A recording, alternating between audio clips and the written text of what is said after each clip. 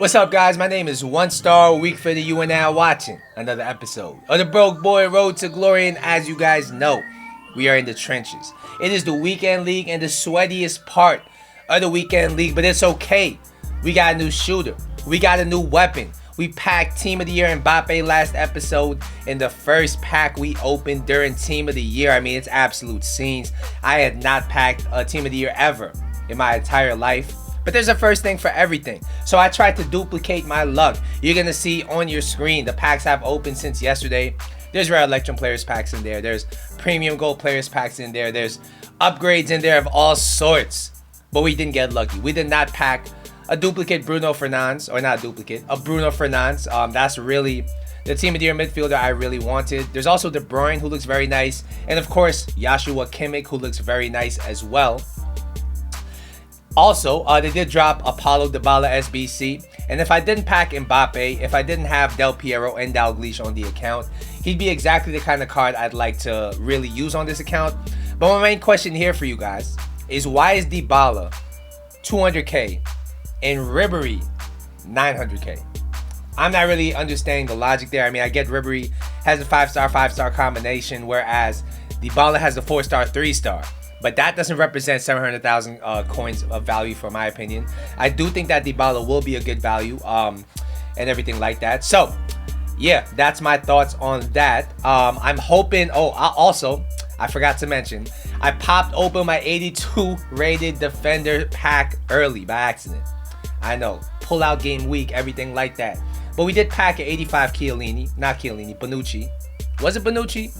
I packed one of them. Not a bad pull at all. So I'm going to stop talking. Without further ado, we're going to jump into the squad. And as you guys know, we are rocking a full-out mega squad that Bateson would be envious of.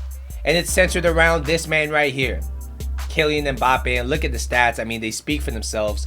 23 games played, the majority of which were in the weekend league. 32 goals and 11 assists. It was pretty much the Mbappe show all weekend. I mean, I couldn't help it. He was just so good in the game. And if you're questioning still after watching my review, is he worth 7 million? Do you have 7 million, first of all? And if you do you want the best attacker on this game? And if so, I think you'll want this Mbappe. He's absolutely insane. It really feels like you're playing a different game when you're using Mbappe and your opponent has regular defenders. It's crazy.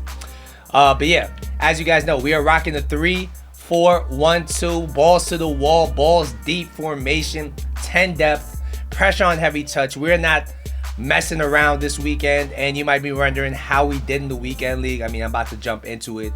As you guys know, Ronaldo and Mbappe were the strikers. Del Piero was the cam. Verratti and Tavernier were our wide mids. Blanc and Essien were in the middle, and our back three honestly looked brilliant with Maldini, Varane, and Kleiber.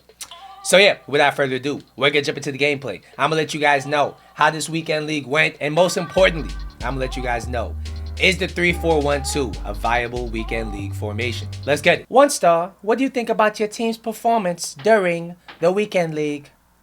Yes, as you guys know, something had to change. The last two weekend leagues, we finished on 16 wins because we simply couldn't be bothered to hit 17. I mean, something had to change. I had to reinvigorate the players in the locker room. I had to give them a reason to want to play the game again, and thus we have went to the 3-4-1-2 formation, and it worked brilliantly, I must say. 3-4-1-2 is a formation where you have to play aggressively. I mean, what's the point of playing 3-4-1-2 if you're going to be on 5 depth, 6 depth? No, we're here to impose our will of the game on the opposition. That's exactly what we did. We played 10 depth, 3-4-1-2, and if you like the tactics, let me know in the comment section down below. I might just do a video on them because they worked so well this weekend.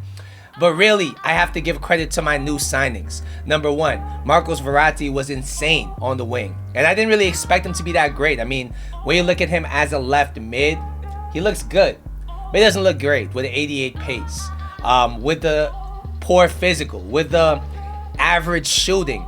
But he really provided an important thing to this team, which was composure when I was being pressed, which was press resistance, which was passing the ball very well. I mean, there were so many times he set up Mbappe for a goal I didn't even see. Verratti saw it though. He was an absolute magician. Of course, we're going to talk about Mbappe. I mean, this guy scored goals that nobody else has ever scored for me. He popped up in positions to score goals that nobody has ever popped up in positions to score. I mean, this guy literally scored every single game at least once or twice. And if he didn't score, which was actually, I don't think he didn't score. But even when he scored only one goal, he would contribute to another goal. He would assist another goal. I mean, with my attack playing how it was and playing so aggressively with the 3-4-1-2, everybody running into the box play style, it was impossible to stop me from scoring. I mean, you could score on me once, you could score on me twice, but the game was never over. I always felt like I had options when I was attacking. And the best part was, defensively, this formation was not as suspect as you would think, because you see 10 depth and it goes directly against the meta of many players' games, which is the park the bus meta play style. It's the opposite. We're doing 10 depth. They couldn't get out of their own half the time. And being that I have very good defenders for this formation, Varane, Kleiber, Maldini, I mean, there were certain games where my opponent didn't even score. And to have 10 depth defensively and your opponent's not even scoring, that just really shows you how well it works. Because when you're playing on 10 depth, inevitably your opponent should get in behind once or twice. There were certain games where they literally never got in behind. I also have to give props to Ter Stegen, because when you play with this play style, you need somebody who really can save you some one-on-ones, somebody who can save the one-on-one but also not parry it to another attacker of your opponents. And Ter Stegen, in my opinion, is my favorite goalkeeper on this game. Of course, I haven't used Van der Sar, Schmeichel, the other icons, but as far as the regular goalkeepers on this game, I do really rate Ter Stegen.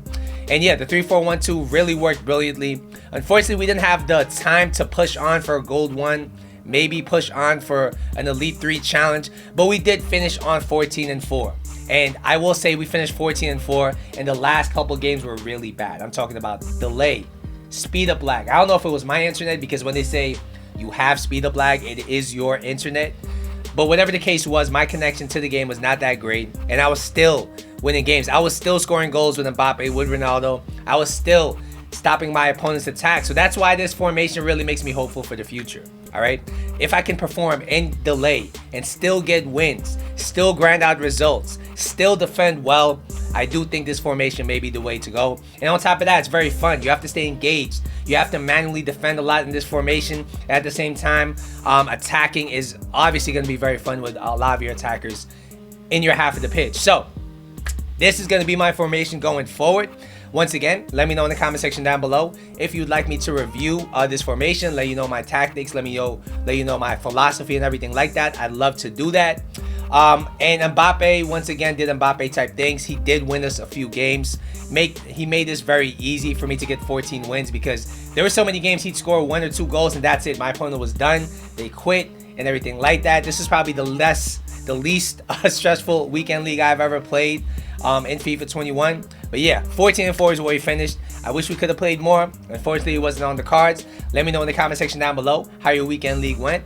If you'd like the 3-4-1-2 formation review, tactics, and everything like that, let me know in the comments. Once again, don't forget to like and subscribe. I will see you guys in the next episode. But until then.